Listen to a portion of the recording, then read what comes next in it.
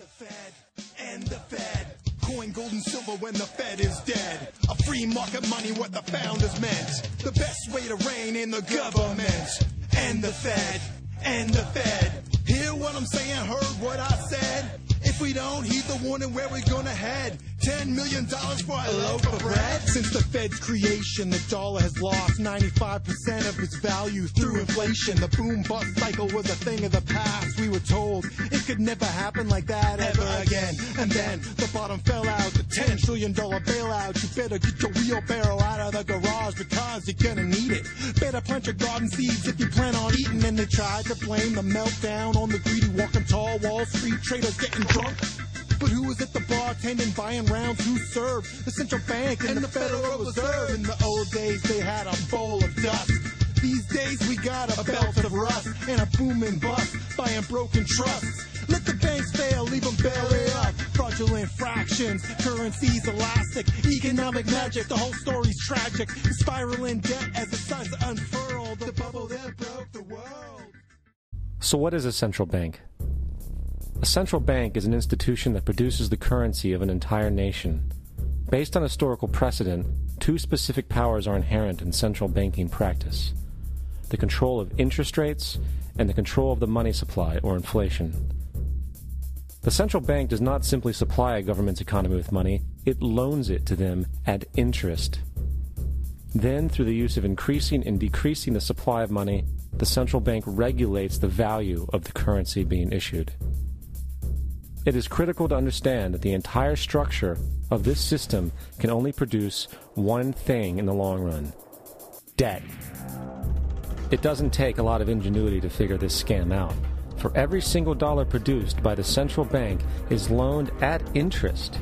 That means every single dollar produced is actually the dollar plus a certain percent of debt based on that dollar. And since the central bank has the monopoly over the production of the currency for the entire country, and they loan each dollar out with immediate debt attached to it, where does the money to pay for the debt come from? It can only come from the central bank again, which means the central bank has to perpetually increase its money supply to temporarily cover the outstanding debt created, which in turn, since that new money is loaned out at interest as well, creates even more debt. The end result of this system without fail is slavery, for it is impossible for the government and thus the public to ever come out of the self-generating debt. The founding fathers of this country were well aware of this.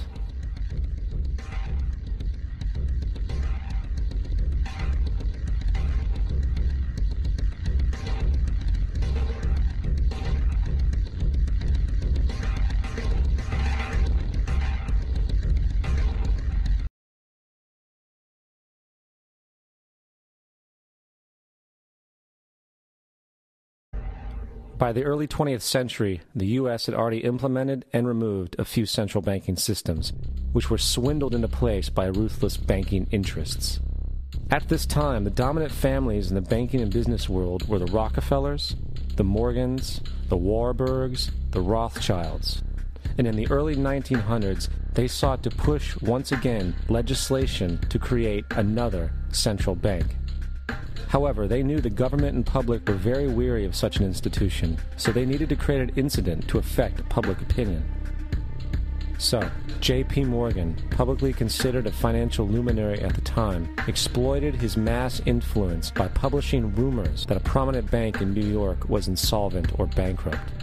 Morgan knew this would cause mass hysteria, which would affect other banks as well. And it did. The public, in fear of losing their deposits, immediately began mass withdrawals. Consequently, the banks were forced to call in their loans, causing the recipients to sell their property, and thus a spiral of bankruptcies, repossessions, and turmoil emerged.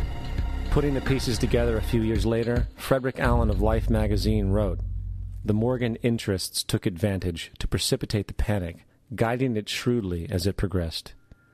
Unaware of the fraud, the Panic of 1907 led to a congressional investigation headed by Senator Nelson Aldrich, who had intimate ties to the banking cartels and later became part of the Rockefeller family through marriage. The commission, led by Aldrich, recommended a central bank should be implemented so a panic like 1907 could never happen again. This was the spark the international bankers needed to initiate their plan. In 1910, a secret meeting was held at a J.P. Morgan estate on Jekyll Island off the coast of Georgia. It was there that the central banking bill called the Federal Reserve Act was written. This legislation was written by bankers, not lawmakers. This meeting was so secretive, so concealed from government and public knowledge that the 10 or so figures who attended disguised their names when en route to the island. After this bill was constructed, it was then handed over to their political frontman, Senator Nelson Aldrich, to push through Congress. And in 1913, with heavy political sponsorship by the bankers, Woodrow Wilson became president, having already agreed to sign the Federal Reserve Act in exchange for campaign support. And 2 days before Christmas, when most of Congress was at home with their families, the Federal Reserve Act was voted in, and Wilson in turn made it law. Later, Woodrow Wilson wrote, in regret,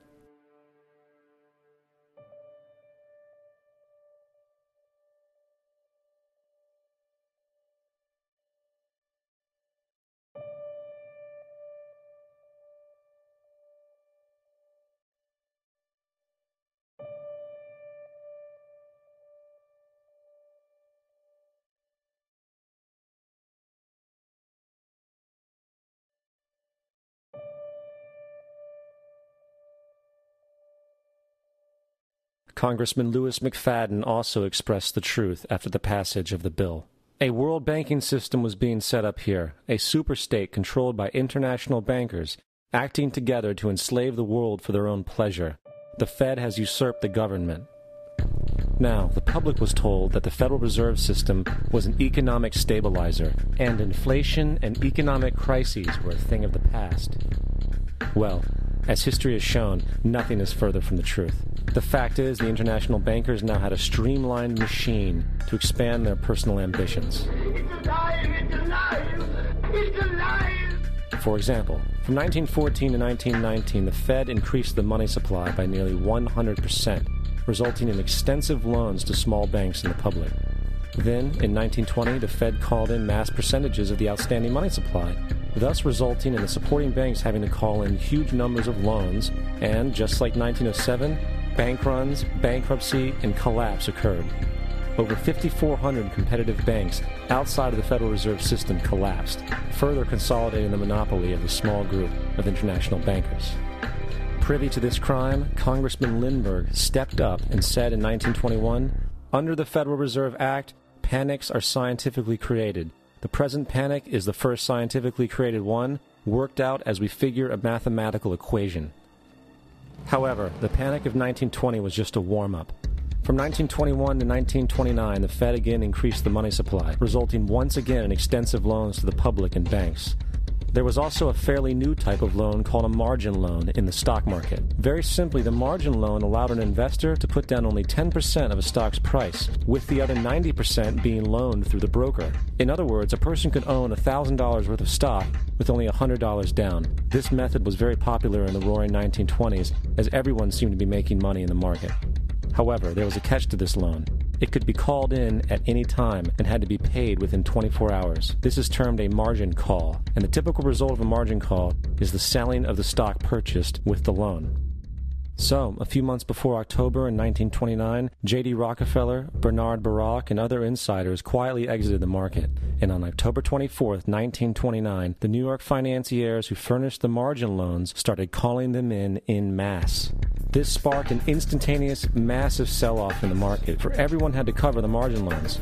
It then triggered mass bank runs for the same reason, in turn collapsing over 16,000 banks, enabling the conspiring international bankers to not only buy up rival banks at a discount, but to also buy up whole corporations at pennies on the dollar. It was the greatest robbery in American history. But that didn't stop there. Rather than expanding the money supply in order to recover from this economic collapse, the Fed actually contracted it, fueling one of the largest depressions in history.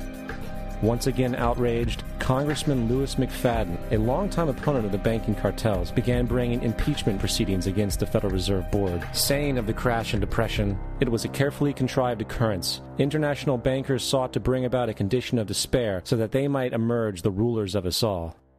Not surprisingly, and after 2 previous assassination attempts, McFadden was poisoned at a banquet before he could push for the impeachment. Now, having reduced the society to squalor, the Federal Reserve bankers decided that the gold standard should be removed. In order to do this, they needed to acquire the remaining gold in the system. So, under the pretense of helping to end the Depression, came the 1933 gold seizure. Under the threat of imprisonment for 10 years, everyone in America was required to turn in all gold bullion to the Treasury, essentially robbing the public of what little wealth they had left. And at the end of 1933, the gold standard was abolished. If you look at a dollar bill from before 1933, it says it is redeemable in gold. You look at a dollar bill today, it says it is legal tender, which means it is backed by absolutely nothing. It is worthless paper. The only thing that gives our money value is how much of it is in circulation. Therefore, the power to regulate the money supply is also the power to regulate its value, which is also the power to bring entire economies and societies to its knees.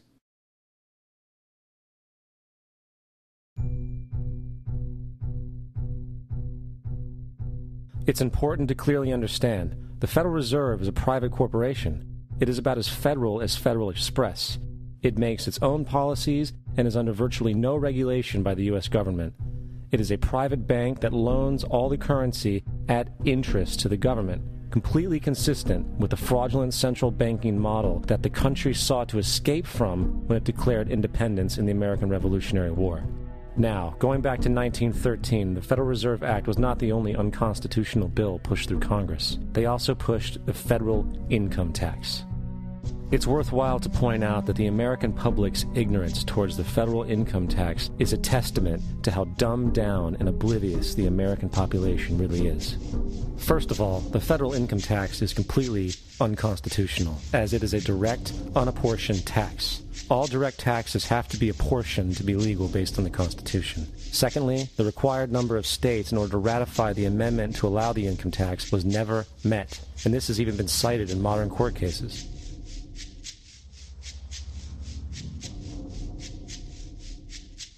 Third, at the present day, roughly 25% of the average worker's income is taken via this tax. And guess where that money goes? It goes to pay the interest on the currency being produced by the fraudulent Federal Reserve Bank, a system that does not have to exist at all. The money you make working almost 3 months out of the year goes almost literally into the pockets of the international bankers who own the private Federal Reserve Bank. And fourth, even with the fraudulent government claim as to the legality of the income tax, there is literally no statute, no law in existence that requires you to pay this tax.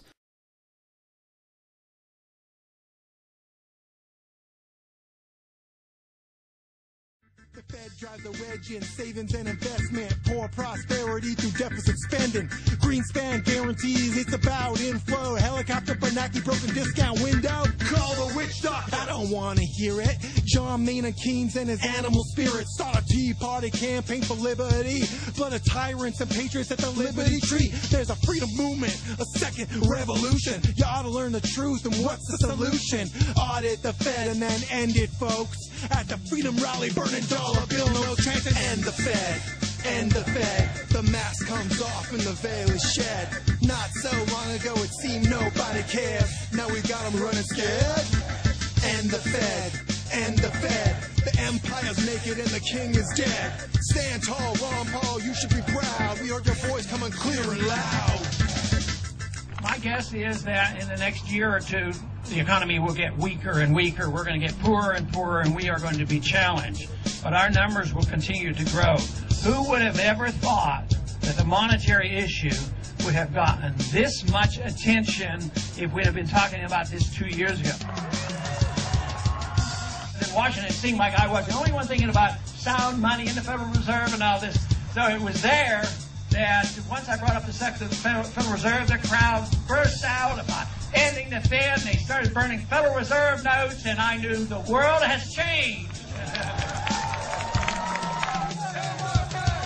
And the Fed, and the Fed. Coin gold and silver when the Fed is dead. A free market money, what the founders meant. The best way to reign in the government.